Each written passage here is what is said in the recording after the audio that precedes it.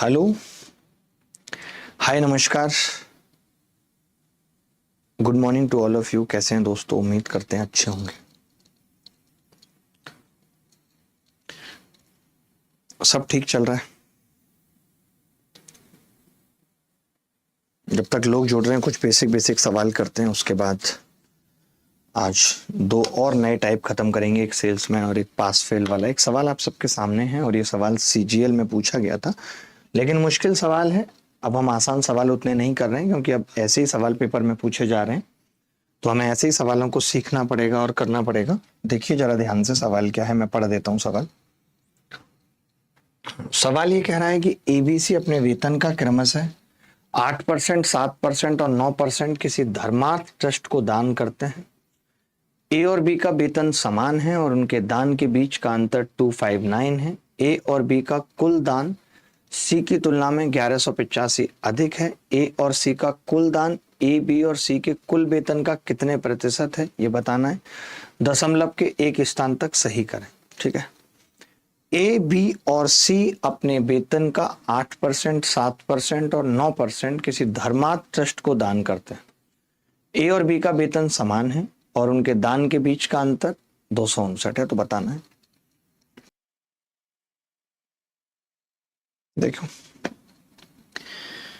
ए, B और सी अपने वेतन का 8%, 7% और 9% किसी धर्मार्थ ट्रस्ट को दान करते हैं। ठीक है भाई। ए कितना करता है दान? बहुत आराम आराम से लिख के समझाता हूं। ए कितना दान करता है? 8%। बी कितना दान करता है? 7%। सी कितना दान करता है? 9%। किसी धर्मार्थ ट्रस्ट को दान करते हैं। ए और बी का वेतन समान है। ए और बी का वेतन समान है, यानी समान है। ठीक है। उनके दान के बीच का अंतर इतना है। ए और बी का कुल दान सी की तुलना में 1185 अधिक है। वाह। ए और सी का कुल दान ए, बी और सी के कुल वेतन का कितना प्रतिशत है, यही बताना है। बड़ा ही गजब सवाल है। फंसा दिया सवाल ने। कैसे? देखो बताता हूं। आप ये कह रहे हो कि जी ए और बी का जब वेतन समान था तो उसका दान था 8%, उसका था 7%, तो मैं ये कह सकता हूँ 1% की वैल्यू कितनी थी? अगर दोनों का दान 100 था तो आप कहेंगे 259, तो 100% की वैल्यू कितनी होगी? 25,900। तो मैं यहाँ पे ये कह सकता हूँ क्या? यहाँ पे मैं ये कह सकता हूँ कि ए और बी का कुल दान जो होगा वो ये भी 25,900, ये भी 25,900, ये कह सकता हूँ। क्लियर है ये बात? आपने कहा बिल्कुल क्लियर है। अच्छा, इन्होंने कहा है ए और बी का कुल दान सी की तुलना में 1185 अधिक है, तो इसका कुल दान है कितना टोटल ए और बी का? अगर मैं सी का दान निकालूं तो आप कहेंगे जी ए और बी का कुल हो गया 2 गुणा 25,900 और उसमें से 1185 घटा दीजिए। गलत कह रहा हूं तो बताओ। कमीशन वाला क्वेश्चन आज की क्लास में करेंगे, चिंता ना करें। कमीशन वाला क्वेश्चन आज की क्लास में करेंगे। ठीक है।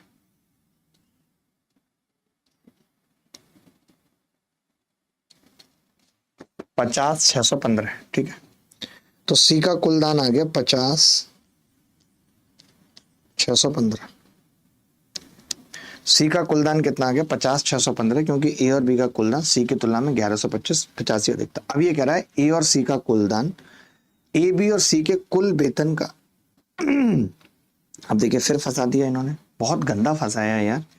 ये सवाल पूछा किसने? मतलब इस सवाल को अगर कोई बच्चा क्लास में करने लगे तो वो तो परेशान हो जाएगा बेचारा, क्योंकि एक तरफ कह रहे हैं अब कि ए और सी का कुल दान ए, बी, सी के कुल वेतन का कितने परसेंट है। वाह भाई वाह, वाह, बड़ा ही गंदा है। किया आप में से तो मुझे नहीं लगता कि किसी से हुआ होगा, क्योंकि अब हमें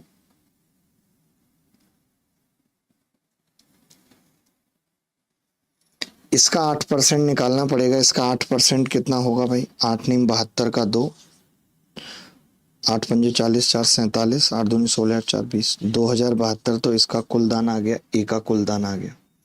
अब सी का कुल दान निकालना है तो वो तो पॉइंटों में आएगा, 9 से गुणा करके 2 पॉइंट लगाने पड़ेंगे। तो 9 पंजे 45 का 5 हासिल 4,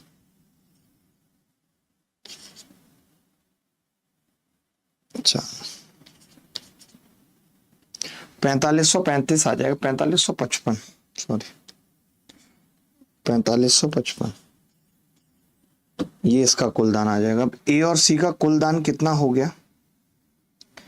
ए और सी का कुल दान अगर इसमें 2072 जोड़ दें, क्योंकि ऑप्शन भी तो बहुत करीब है, तो ए और सी का कुल दान आ गया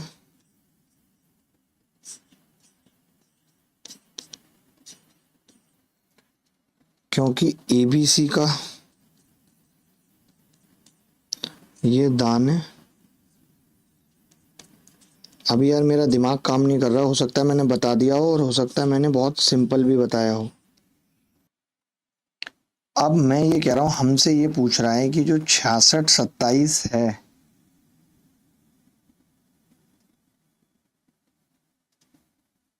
वो इसका कितने परसेंट है ये निकालना है। यानी जो हमसे आंसर पूछ रहा है परसेंट में, वो पूछ रहा है 6627.35 102415। देखिए मैं ये कह रहा हूं, आप समझना, अगर मैं 1 लाख का 6.4% निकालूं तो वो 6400 आएगा।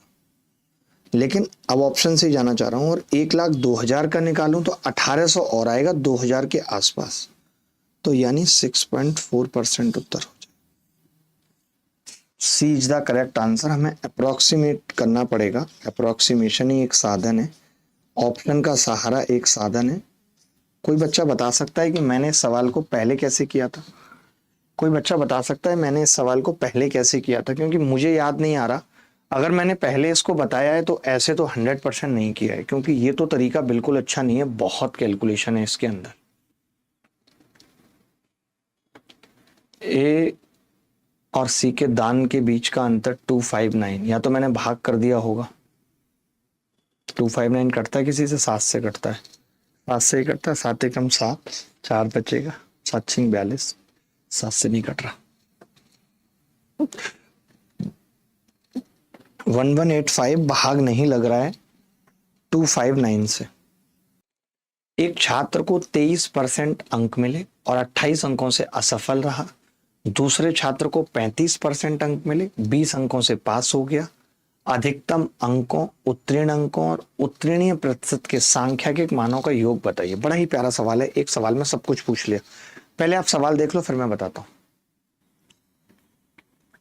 एक छात्र को 23% अंक मिले और 28 अंकों से असफल हुआ। इसका मतलब क्या है कि जो 23% अंक हैं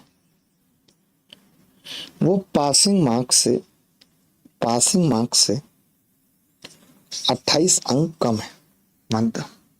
जो 23% अंक हैं वो पासिंग मार्क्स से 28 मार्क्स कम है, ठीक है। अब जो 35% अंक हैं वो 20 अंक ज्यादा हैं, P + 20 के बराबर है। 23% अंक P - 28 है और 35% अंक P + 20 है।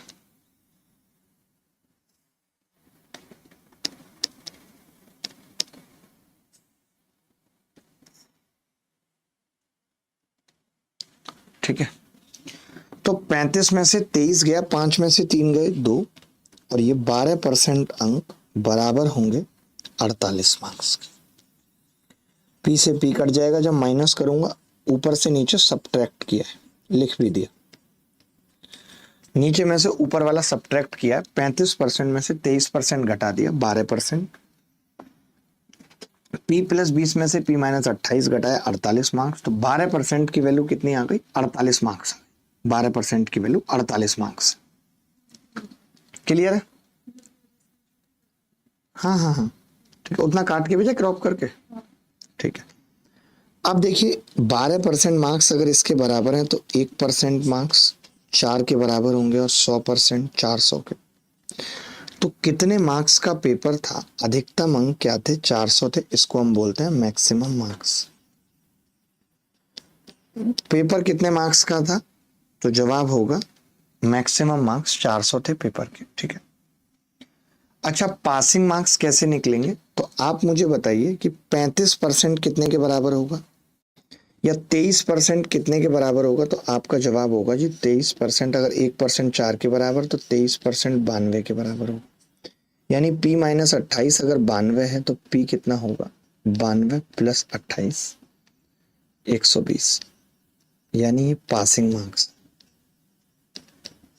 ये क्या है? Passing marks. पासिंग मार्क्स कितने हैं? 92 प्लस 28 120 क्या है? Passing marks. अच्छा, इन्होंने एक बात और पूछ ली। इन्होंने कहा है कि पासेज का परसेंटेज और बताओ। तो जब कोई बंदा 23% मार्क्स लेके आता है तो वो 28 से फेल हो जाता है। 28 से फेल हो जाता है। आपने बोला कि जी 4 मार्क्स 1% के बराबर है तो 28 7% के बराबर होंगे। मैं ये कह सकता हूँ 7% से फेल हो जाता है, कह सकता हूँ। यानी पासिंग परसेंटेज कितनी होगी? जब कोई बंदा 23% लाता है 7% से फेल हो जाता है, पासिंग परसेंटेज 30% होगी। होगी या नहीं? चलो, अब हमसे टोटल पूछ रहा है। टोटल, तो टोटल क्या होगा? 30 नहीं, पहले टोटल मार्क्स कितने थे? 400 प्लस 120 520 प्लस 30 550। आ रहा था क्या सबका उत्तर? 550। एक सवाल में सब कुछ निकालना सिखा दिया। एक सवाल में सब कुछ निकालना सिखा दिया। 23% मार्क्स की वैल्यू थी p माइनस 28, 35% की वैल्यू थी p प्लस 20। मैं चाहता तो यहाँ पे खाली माइनस 28 और प्लस 20 लिख देता, बट आपको समझ में आए और क्लियर दिखे उसके लिए मैंने क्या लिखा कि 28 कम है, ये 20 ज्यादा है। मैंने इसमें से इसको घटाया तो 12% की वैल्यू 48 मार्क्स, 100% की वैल्यू 400, मैक्सिमम मार्क्स ये हो गए।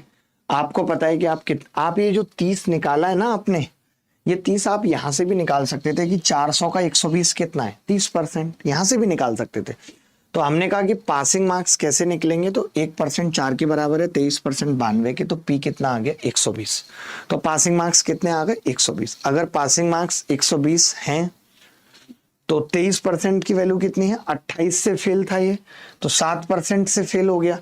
मैं चाहता तो यहीं पे ये निकालने के लिए, पासिंग परसेंटेज निकालने के लिए, कि ये तरीका भी लगा सकता था।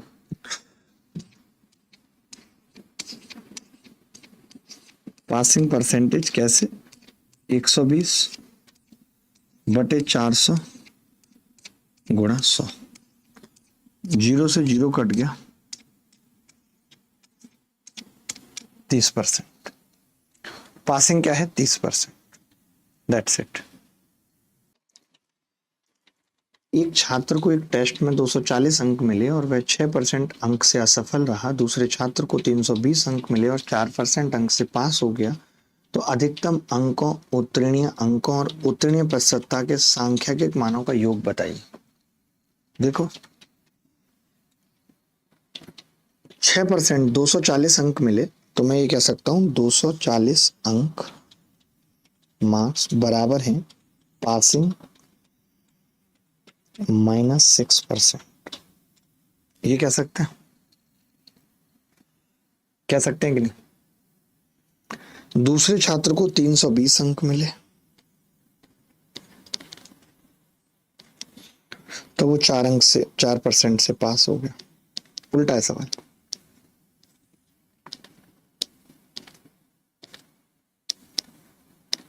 ठीक है, हमने क्या किया? 60 और 20 80 मार्क्स, ये परसेंट नहीं है, मार्क्स हैं। ये किसके बराबर आ गया जी? 10% के। यानी 100% अगर कोई पूछे कि टोटल मार्क्स कितने होंगे तो 800 जवाब आ जाएगा। अधिकतम अंक अगर कोई हमसे पूछे कि जी अधिकतम अंक कितने होंगे तो जवाब होगा 800। ठीक है, उत्तीर्णीय अंक चाहिए अब। तो मैंने कहा कि 80 की वैल्यू 10% थी, 240 की वैल्यू कितनी होगी? कोई बता सकता है? 240 की वैल्यू 8 दिया 24, 30%। यानी p कितना आ गया? 36%। अगर पासिंग परसेंट कोई पूछ रहा है तो 36% आ गया। उत्तीर्ण अंक कितने होंगे ये बताना है।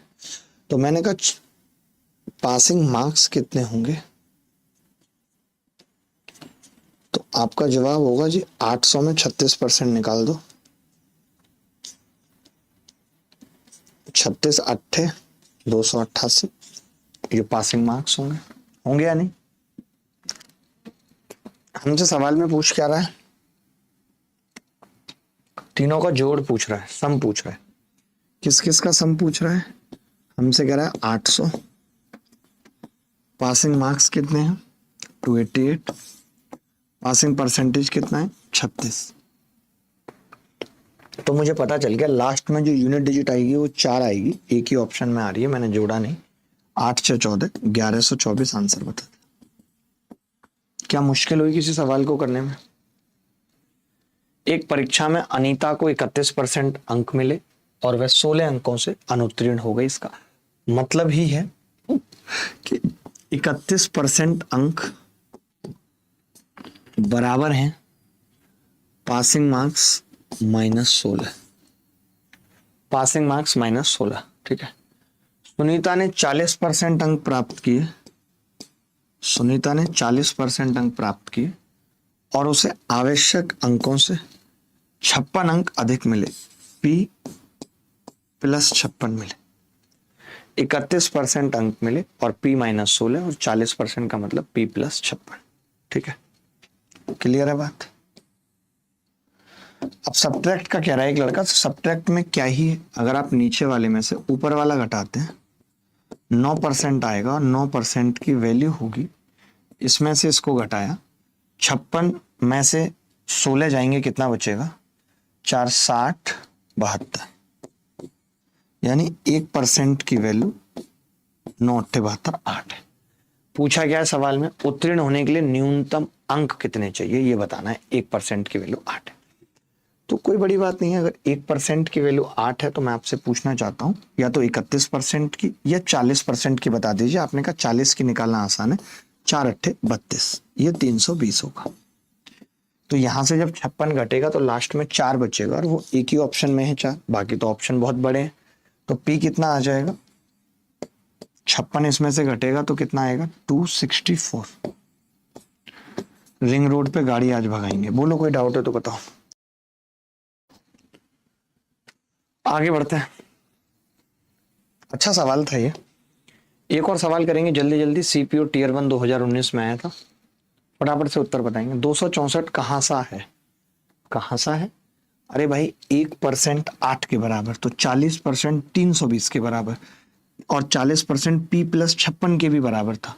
एक बात बताइए, एक तरफ 40% आप कह रहे हैं P + 56 के बराबर है, एक तरफ आपने निकाल दिया कि ये 320 के बराबर है, तो फिर हम कह सकते हैं कि P + 56 बराबर 320, तो P कितना आ जाएगा? 264। 264 P बराबर 264 कह सकते हैं कि नहीं? बताओ, आप कहेंगे कह सकते हो।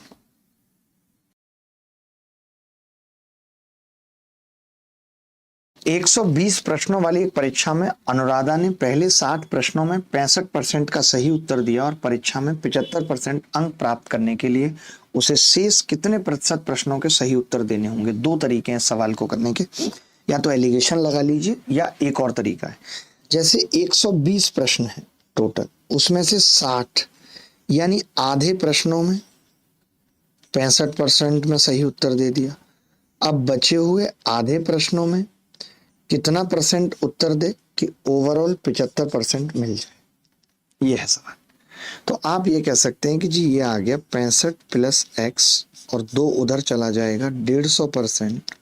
x की वैल्यू कितनी आ जाएगी? 85%। x की वैल्यू कितनी आ जाएगी? 85%। 120 में 60 प्रश्न ये थे, तो बचे हुए 60 प्रश्न और थे, तो हमने एलिगेशन भी लगा सकते थे और एक ये भी तरीका था। अब देखिए दोनों ही अगर 60 प्रश्न थे तो एलिगेशन कैसे लगता? इक्वल पे लगता, एक एक। आप कहते कि यहाँ पे 65% प्रश्नों का उत्तर सही है, ओवरऑल 75% का उत्तर सही है। 75 में से 65 जाएगा, 10 बचेगा, एक की वैल्यू यहाँ 10 है, यहाँ भी 10 होगी। यहाँ कितने में से 75 घटा होगा कि 10 आ जाए? तो आपने कहा 85%, तो भी 85 आता। दोनों में से किसी भी तरीके से सवाल हो सकता था।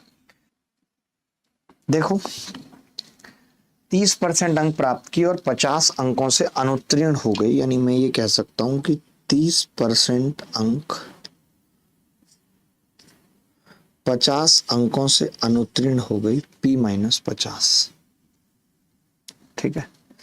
जबकि 45% अंक लाने वाले 45% अंक लाने वाले बंदे को 25 अंक ज्यादा मिले, P+25।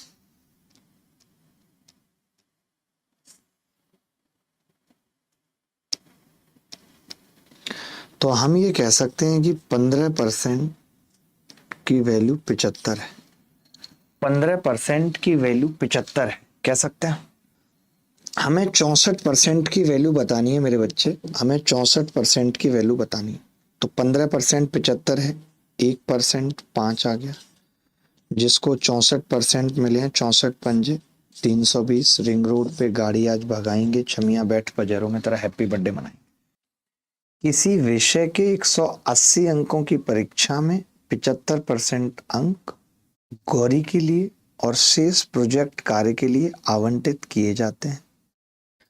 बीना थ्योरी में 60% अंक प्राप्त करती है और इस विषय में कुल 62% अंक प्राप्त करने के लिए उसे प्रोजेक्ट में कितने प्रतिशत अंक चाहिए, ये बताना है। किसी विषय के 180 अंकों की परीक्षा में 75% अंक गौरी के लिए और शेष प्रोजेक्ट कार्य के लिए, थ्योरी के लिए, गोरी नहीं है यार, गोरी कैसे कह सकते हो, थ्योरी यानी सिद्धांतों के लिए,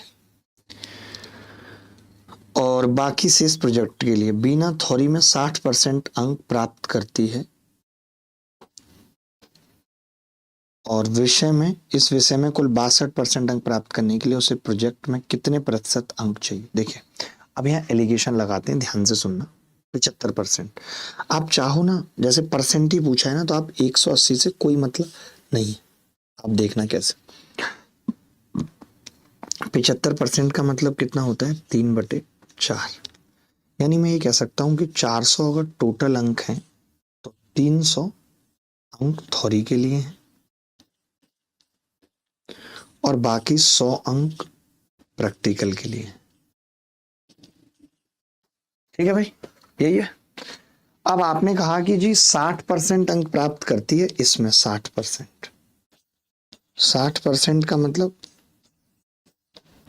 180, 60% का मतलब, अच्छा ओवरऑल कितने करती है, तो आप कहेंगे 62%, यानी 4 दूनी 8, 4 छीं 24, 248। तो 180 इसमें कर लिए तो बचे कितने हैं, 68 बचे। 100 में 68 का मतलब 68%। अगर आप 400 की जगह 180 भी लेते तो भी आपका उत्तर यही आता, बट उत्तर परसेंट में था, इसलिए मैंने चिंता नहीं की और मैंने अपनी मर्जी से 400 मान लिया टोटल अंक को, क्योंकि परसेंट में पूछ रहा था। मैं यहाँ 180 लिखता, उसका भी 3/4 कर सकता था, यहाँ 135 आ जाता और वहां 45 आ जाता, तो भी हो जाता। आप देखिए कि ये थ्योरी है, ये थ्योरी है और थ्योरी में 3 है और प्रैक्टिकल में 1। प्रैक्टिकल में कितना है, 1, 3 और 1 है। ठीक है, थ्योरी में 3, प्रैक्टिकल में 1। थ्योरी में कितने परसेंट मार्क्स लेके आए, तो आप कहेंगे 62%, नहीं 60%। ओवरऑल कितने चाहिए, आपने कहा ओवरऑल 62% चाहिए।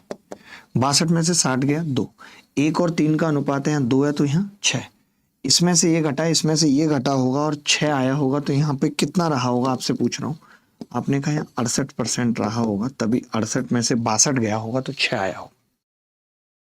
ये बात मानते हो कि नहीं, ले ही लेता हूं। देखो भाई, एक परीक्षा जिसमें पूर्णांक 500 था, एक परीक्षा जिसमें पूर्णांक 500 था, ए को बी की तुलना में 25% अधिक अंक प्राप्त हुए, बी को सी की तुलना में 60% अंक अधिक प्राप्त हुए और सी को डी की तुलना में 20% कम अंक प्राप्त हुए।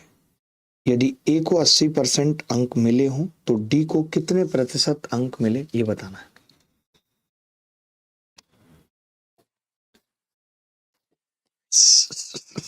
एक परीक्षा जिसमें 500 अंक थे, ए को बी की तुलना में 25% अंक, वाह, ए है, बी है, सी है और डी। सी को डी की तुलना में 20% कम, ए को 80% अंक मिले। वाह। देखिए मैं तो मान के चल रहा हूं, यहाँ पे ध्यान से सुनना, कि डी को मिले 100। ठीक है मान लो, तो आपने कहा ठीक है मान लो डी को मिले 100। सी को डी की तुलना में 20 कम मिले, 80 मिले, 20% कम। अब ये कह रहा है मित्र बी को सी की तुलना में 60% अधिक, 60% अधिक, 8 छिंग 48 अधिक, 48 मतलब 128। ए को बी की तुलना में 25% अधिक, 25% मतलब 1/4, 32 अधिक यानी 160। ठीक है। अब ये सवाल में खुद कह रहा है कि 160 की वैल्यू 80% है, आधी है, तो 100 की कितनी होगी 50%। डी को कितना मिला 50%। बोलो कैसा लगा सवाल करने का तरीका, बोलो कैसा लगा सवाल करने का तरीका। मैंने कुछ नहीं किया यार, जैसे जैसे दिया हुआ था मैं वैसे वैसे चलता गया। मैंने डी को 100 माना, सी को डी की तुलना में 20% कम यानी 80 अंक मिले, बी को सी की तुलना में 60%, 80 का 60%, 8 छिंग 48, 128 मिले। ए को 25% ज्यादा थे, 128 का 25% यानी 1/4, 32 ज्यादा। आप यहाँ पे लिख लो चाहे तो, क्योंकि आप क्रैक हो ना थोड़े से, ज्यादा तो नहीं है थोड़े से हो। 20% मतलब 20, 100 का 60% मतलब 48, 25% मतलब 32। बस 160 की वैल्यू 80% दे रखी थी, 100 की पूछ रहा था। अगला सवाल देखो। एक इंजीनियरिंग संस्थान में एक विद्यार्थी के ग्रेड का मूल्यांकन आंतरिक परीक्षण 30%, असाइनमेंट 30% और बाह्य परीक्षा 40% के आधार पर किया जाता है। यदि किसी विद्यार्थी ने आंतरिक परीक्षणों में 90%, असाइनमेंट में 95% और बाह्य परीक्षा में 75% अंक प्राप्त किए हैं, तो overall grade of the student ये बताना है। तो overall grade of the student, देखिए मैंने अभी आपको थोड़ी देर पहले भी ऐसे सवाल करना सिखाए थे। आंतरिक परीक्षा है कितना उसका हिस्सा, तो आपने कहा 3/10 है, और उस 3/10 में इन्होंने 90% अंक प्राप्त किए। असाइनमेंट भी 3/10 है, और उस 3/10 में इन्होंने 95% अंक प्राप्त किए। बच गया 40%, 4/10, उसमें इन्होंने 75% अंक प्राप्त किए हैं। यही ओवरऑल है। ये मेथड आप हर जगह अप्लाई करेंगे, बेस्ट मेथड है, क्योंकि यहाँ पे आप एलिगेशन भी कैसे लगा पाएंगे। 3 पार्ट है, एक पार्ट कितना है उसमें 90%, दूसरा पार्ट कितना है उसमें 95%, तीसरा पार्ट कितना है 4/10 उसमें 75%। बस सिंपल है। आपने कहा जी 0 से 0 कटी 27% प्लस 9.5, तो 3 पंजे 15 का 5 हासिल, 1 3 27 और 1 28.5% प्लस 7.5 इंटू 4 30%। तो ओवरऑल कितना आ गया 27 और 27 54 और 1 55 और 30 85। ये बेस्ट तरीका है, और ऐसे तरीके पे मैं एक सवाल आपकी छाती पे और दागूंगा, आपको मजा आ जाएगा।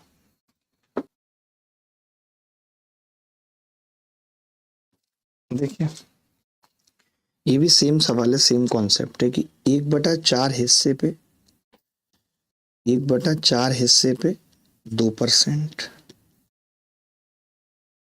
1/2 हिस्से पे 4%, और शेष कितना बच गया 1/4 उस पे 10%। ठीक है, क्या उत्तर आ गया जी 0.5%, 2% प्लस 2.5%, 2.5 कितना हो गया मिला के 5%। क्या कोई ऐसा बच्चा था जिसको समझ में नहीं आया था? अगले टाइप के सवालों पे चल रहे हैं, अगले टाइप के सवालों पे चल रहे हैं। अगला टाइप, यहां तक किसी को डाउट या दिक्कत है तो बता दो। डी मारा एक बच्चे ने तुक्का, क्रैक है बहुत बड़ा। सोचिए ये बात तो तय है, ये बात हमेशा याद रखना, मैं फिर से बता रहा हूं। जैसे 90 है, 95 है, 75 है, तो उत्तर 75 से लेके 95 के बीच में होगा। ये बात हमेशा याद रखना। जैसे यहाँ पे 2% है बेटा, यहाँ पे 2 है, 4 है और 10 है, तो उत्तर 2 और 10 के बीच में होगा। तो एक ही ऑप्शन था 5, निकालने की भी जरूरत नहीं थी। हमेशा बीच में होगा। एलिगेशन में दो चीजें होती हैं तो मैं हमेशा कहता हूं उत्तर उनके बीच में होगा। यहाँ तीन चीजें हैं तो उत्तर छोटी और सबसे बड़ी के बीच में होगा। उत्तर छोटी और सबसे बड़ी के बीच में होगा। बोलो क्लियर है? एनी बॉडी एल्स, कोई भी बॉडी बताए जिसको क्लियर ना हो। इनफैक्ट अगर कोई डेड बॉडी है वो भी बता सकते हैं। चलिए ये सवाल देखिए, यहां से शुरू करते हैं। एक बच्चा पूछ रहा है 1/4 कहां से है? यार अब आप पता है मन सा दुखी कर देते हो, बहुत गुस्सा आती है। एक बात बताओ, 1/4 का मतलब 25% तो आपने यहां ले लिया। 1/2 का मतलब 50% आपने यहां ले लिया।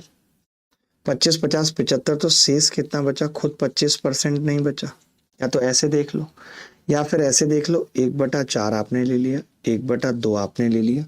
अब शेष क्या बचेगा? तो आप कहोगे एक में से 1/4 और 1/2 घटा देंगे तो 1/4 ही आ जाएगा। इतनी सी बात नहीं पता, आप बताओ।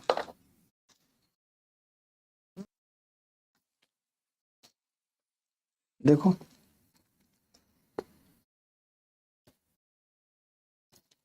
एक विक्रेता को 11% की कुल बिक्री पर, मैं इसे खड़े होकर बहुत आराम आराम से बताता हूं, आप ऐसे समझ नहीं पाएंगे, बहुत अच्छे से समझना, दिमाग लगाना, ठीक है?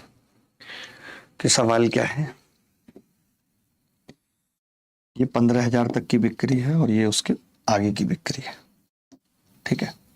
एक विक्रेता को 11% की कुल बिक्री पर कमीशन मिलता है। यदि बिक्री 15,000 से ऊपर है, देखो तो 15,000 से अधिक की बिक्री पर 4% बोनस। ये 15,000 सेल है,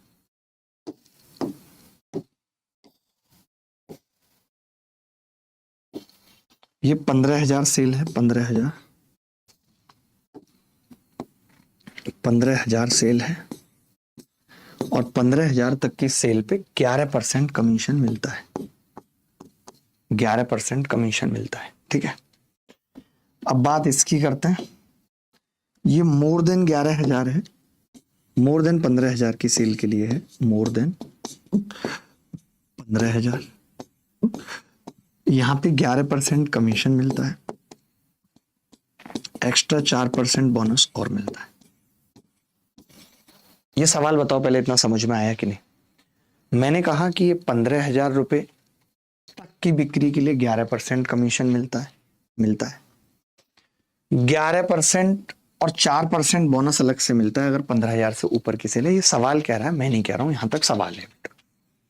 इसे कुल कमीशन 1980 मिलता है, टोटल कमीशन 1980 मिलता है। ये बात भी तय है, टोटल कमीशन कितना मिलता है? 1980। यहां तक क्लियर है? और कुछ दिया हुआ है सवाल में इसके अलावा? तो आपने कहा इसके अलावा कुछ नहीं दिया हुआ, ठीक है? मैं आपसे पूछना चाहता हूं, ध्यान से सुनना, बहुत ध्यान से सुनना। कुछ तो यहां मिल रहा है बेटा और कुछ यहां मिल रहा है। ये दो जगह मिल रहा है नहीं, पहले मुझे बताओ। तो आप कहेंगे हाँ 2 जगह मिलेगा, लेकिन इसने बोनस पूछा है तो यहाँ पे जो 2 जगह है वो 11:4 है। ये कमीशन है और ये बोनस है। यहाँ पे जो भी मिल रहा है, तो मैंने कहा यहाँ पे कितना मिल रहा है आप बता सकते हो? तो आपने कहा हाँ बता सकता हूँ। इसका 11% निकाल देता हूँ तो 11% कितना होगा? 0। 11 में 5 55 का 5 हासिल 5, 11 कम 11 और 5 16, तो 1650 तो यहाँ मिल रहा है। मैंने कहा अगर 1650 यहां मिल रहा है और टोटल है 1980, तो यहां कितना मिल रहा है बता सकते हैं? तो आपने कहा 1980 माइनस 1650, 0, 3 और 3, 330। ये कह सकते हैं 330 मिल रहा है। अब इस 330 में आपको समझना पड़ेगा कि टोटल जो है वो 15 है, जो 11 और 4 के अनुपात में मिल रहा है। उस 15 की वैल्यू 330 है। एक की कितनी होगी? आपने कहा एक की 22 होगी। अगर एक की 22 है तो फिर इस 4 की 88 होगी। यही पूछ रहा है बोनस। आप बताओ इतने प्यार से कौन बता देगा? कुछ गलत किया तो बताओ। दोबारा बताता हूं ये क्वेश्चन, देखो सवाल क्या था, ध्यान से सुनना। 15,000 रुपए तक अगर आप बिक्री करोगे तो 11% कमीशन मिलेगा।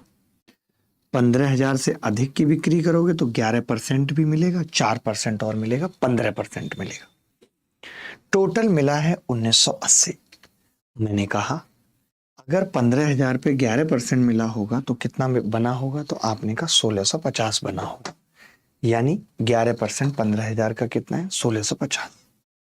अब ये जो 1650 है और ये जो 1980 है, इसी का हिस्सा है, यही जोड़ के 1980 बना। 1980 में से 1650 घटाया तो पता चला 330 यहाँ पे मिला है, यानी उस 15% की वैल्यू 330 है, और उस 15 में 11 और 4 है, और हमसे 4 की पूछ रहा है बोनस, तो 4 की निकाल दी, 1 की 22 आई, 4 की 88। अच्छा सवाल है ये भी, कोशिश करिए, देखिए पढ़ लीजिए सवाल क्या कह रहा है। कंपनी अपने सेल्समैन को कुल बिक्री पर 9% कमीशन देती है। 20,000 रुपए से अधिक की बिक्री पर 1% बोनस देती है। यदि सेल्समैन कुल बिक्री में से अपनी आय घटाने के बाद कंपनी को 63,000 रुपए जमा करता है, तो सेल्समैन द्वारा जमा की गई कुल बिक्री। मैं इसको एक्सप्लेन भी करूंगा पूरा और फिर अपने अंदाज में भी बताऊंगा। देखो मैं बताता हूं, ये कह रहा है कि कंपनी अपने सेल्समैन को कुल बिक्री पर 9% कमीशन देती है। वैसे ही चित्र बना लेते हैं जैसे हमने पहले बनाया था, ऐसे, ठीक है। तो ये कह रहा है कि 9% कमीशन देती है 20,000 की बिक्री तक। 20,000 लिखा हमने यहाँ, और 9% कमीशन देती है 9% कमीशन। 20,000 रुपए से अधिक पर 1% बोनस मिलता है, तो मैं ऊपर ही लिख लेता हूं 9% प्लस 1%, ठीक है। More than 20,000, more than 20,000। इन्होंने ये कहा है कि अपनी कमीशन काटने के बाद ये आदमी कंपनी को 63,200 रुपए देता है। 63,200 रुपए टू कंपनी। ये क्या करता है जी, कंपनी को 63,220 रुपए देता है। क्लियर है? किसी को यहां तक डाउट तो नहीं है? सर अब छोड़ दो, प्रज्ञा कह रही है, बस लास्ट सवाल है, छोड़ रहा हूं, ठीक है। 9% 20,000, 9% प्लस 1% मोर देन 20,000, यानी 63,200 टू कंपनी। ये बात क्लियर है या नहीं है, मैं इतना पूछ रहा हूं। तो आपने कहा हाँ हाँ बिल्कुल ये बात क्लियर है, ठीक है। 20,000 मोर देन 20,000। मैं ये कह रहा हूं, पता है लफड़ा क्या है? अगर मान लेते हैं यहां भी 10% होता, यहां भी 10%, तो लफड़ा ही नहीं होता। आप मुझे बताओ, अगर पूरी बिक्री में 10% कमीशन होता तो लफड़ा नहीं होता। मैं कहता कि जी 90% कंपनी को मिलेगा, जिसकी वैल्यू 63,000 होती मान लेते हैं फॉर एग्जाम्पल, तो मैं 100% की वैल्यू आसानी से 70,000 बता देता कि नहीं। लेकिन ऐसा नहीं है। तो मैंने कहा कि क्या ऐसा बना सकते हैं? आपने कहा बना सकते हैं। कैसे? अगर यहां भी 1% एक्स्ट्रा होता, 1% एक्स्ट्रा कमीशन मिलता, यानी 200 रुपए कमीशन मिलता, तो सवाल अब इतना सा रह जाता मेरे बच्चे कि ये 10% कमीशन लेता है और 200 रुपए इसका कमीशन बढ़ जाता, तो कंपनी को केवल 63,000 रुपए जाते हो, क्योंकि 200 नहीं जाते, वो भी अपने काट लेता। उस केस में 90% कंपनी को जाता, जिसकी वैल्यू 63,000 होती। पिंक कलर से मुझे 100% सेल की वैल्यू निकालनी होती, तो आप कहते 9 सत्ते 63, 100 सत्ते 70,000, उत्तर आ जाता। इतनी सी बात है। हमने यहाँ पे क्या किया, हमने यहाँ पे नौटंकी ना करते हुए पूरी जगह कमीशन को एक सा बना लिया। यहाँ पे कमीशन कितना था टोटल? 10%। क्या मैं यहाँ पे छेड़ सकता था, इसको 9 बना सकता था? आप कहेंगे नहीं। क्यों? क्योंकि मुझे तो यहाँ पे अमाउंट ही नहीं पता कितना है। मैं यहाँ 9 नहीं बना सकता था, यहाँ 10 बना सकता था। मैंने क्या किया कि अगर आप इसको यहाँ पे 10 दे रहे हो तो आप यहाँ पे भी 10 दे दो, लफड़ा मत रखो। आपने कहा अगर यहाँ पे भी इसको 10 दे दिया, 1% एक्स्ट्रा दे दिया, तो इसको 200 एक्स्ट्रा मिलेगा। अगर इसको 200 एक्स्ट्रा मिलेगा तो कंपनी को 200 कम मिलेगा, 200 कम मिलेगा। अगर इसको मिलेगा कम मिलेगा तो कंपनी को 63,000 मिलेगा। कंपनी को मिला है 90%, 90% की वैल्यू 63,000 है। अब समझ में आ गया 200 कैसे आया? एक बच्चा पूछ रहा है। 20,000 का 1% एक्स्ट्रा है, वो 1% 200 है। 20,000 का 1% एक्स्ट्रा है, वो 200 है। ख्याल रखिएगा, खुश रहिएगा। बाय बाय, टेक केयर, धन्यवाद, thank you very much, bye.